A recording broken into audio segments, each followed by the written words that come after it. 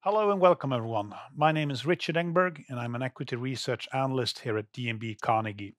With me, I have Ace Sanchman, CEO of Beyond Frames.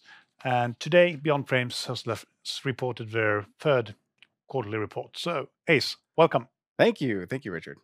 So, Ace, if we start with the report, can you please briefly summarize what has been driving revenue and EBITDA during the quarter and how it's been compared to last year?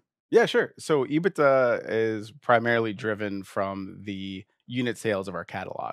We didn't really have that many milestones or other additional revenues on top of the unit sales this quarter. And again, Q3 tends to be relatively soft by comparison. So we're pretty happy about the strong baseline that the catalog was able to continue delivering. Now, the offset to the EBITDA compared to last year was mainly driven by the fact that we've had lower costs overall. We have far less external resources at the company. We primarily were focused on shifting our workforce being more internal, so kind of offsetting those bigger external costs more for internal, more cost efficient things. And that has basically led to the general performance of our EBITDA this quarter compared to last year. Okay, great. And one of your biggest titles this year has been Gone 2. How has that performed during the quarter? Yeah, it did really well and has continued to have a growth in overall players. Because Devolver, our main publisher, is also public, we're actually not at liberty to talk about those unit sales. That's their right. That said, though, what we did announce after the quarter was that we were able to secure an additional $1 million for the ongoing development for downloadable content on Gorn, which I think was a pretty strong signal that the game's growth has been really healthy for the ecosystem. Okay, great. And can you please describe this deal that you have signed? Yeah, sure. So that deal in specific was for basically like a grant, if you want to think of it that way. It doesn't affect anything when it comes to recoup. We don't necessarily pay any of that money back. It's purely for stimulating the development of more content for Gorn.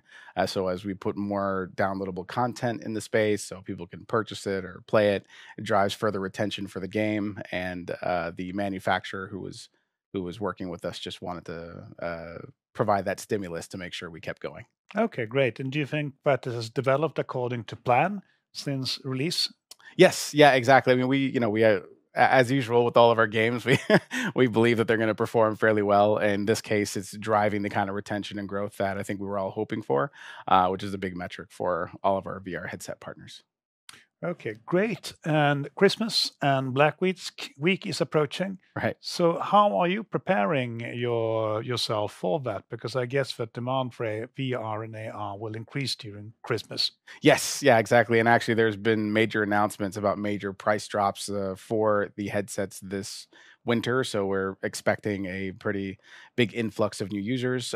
To meet that expectation, we actually have some very specific holiday content coming up, things around Thanksgiving, things around Christmas that I won't fully spoil yet, since they're going to be new content for the consumers. In addition, we have sales coming for basically every single game in our catalog to make them a little more price competitive in the space to really drive the demand and conversion.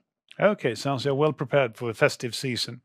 And how about the development of your Teenage Mutant Ninja Turtles game? Yeah. How's that been going, and what activities have you been seeing during the quarter? Yeah, right. It's going really well. We're on schedule. We're really happy with what we're seeing. We've done some limited test runs with some external parties, both on the professional testing and also just some light user testing. The feedback has been phenomenal, and we're really happy about that. As a way to continue promoting the game and growing our wish list and pushing towards like a later pre-order, we went to New York and visited Comic-Con. We held a panel there that was basically standing room only, meaning all the fans of Ninja Turtles who were excited about this game came in and they asked some really great questions. We actually overstayed our welcome and had to get kicked out of the room. And we also had a pretty awesome press run. So that was it's been really going really well on the development side, and the marketing side has continued to progress from there as well. And can you describe a bit how this has been received by fans, this release, in terms of wish lists on the MetaQuest Store and Steam? Right, right. We've had between 50 and 60,000 current wish lists on the platform, and for maybe the non-VR folks, that number might not seem quite that high, but for VR, it actually places us basically at the top of a VR wish listing when it comes to games for VR only games. In addition to that, we've had some very public sort of shares by bigger influencers in the VR space. We released something that we call the layer demo, which is basically the ability to be a Ninja Turtle in the sewers, kind of interacting with props and other objects and weapons, just constrained to the layer itself, which everyone is really familiar with from the old 80s show. And the response from that and the YouTube videos that were posted and then the community response to those videos have been extremely positive. So we're really happy about what we're seeing today. Good. And you can also describe the changes that you have done in your contracts concerning Combat Waffle when you are acting publisher. Mhm. Yeah, so starting January 1st, 2026, we are moving to a finance operations only relationship. So that means all of the marketing and distribution responsibilities that we had, we will no longer have, and we also do no longer need to carry the cost for. The overall impact of that is going to be pretty minimal on overall EBITDA. But what it does do for us significantly is allow us to refocus a lot of our energies and resources on higher margin activities.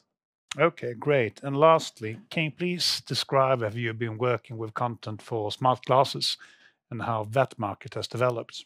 Yeah, sure. So actually, for the last couple of years, we've been underground doing a lot of R&D with major hardware manufacturers to try to really push the limits of smart glasses. Obviously, these are things still under really heavy NDA that we can't really talk about. But what's been really good about it is that it's given us the opportunity to get a head start on understanding how do you build UI for these spaces, how do you build like engaging products for these spaces, what are the limitations, how do you build in spatial, and our belief is that the inevitable future is that a third-party app ecosystem is going to be necessary for any one of these hardware manufacturers to be a leading provider in the future. And given all the knowledge that we have really early on with the tech and design, we think we're pretty primed to be ahead of the pack once that happens.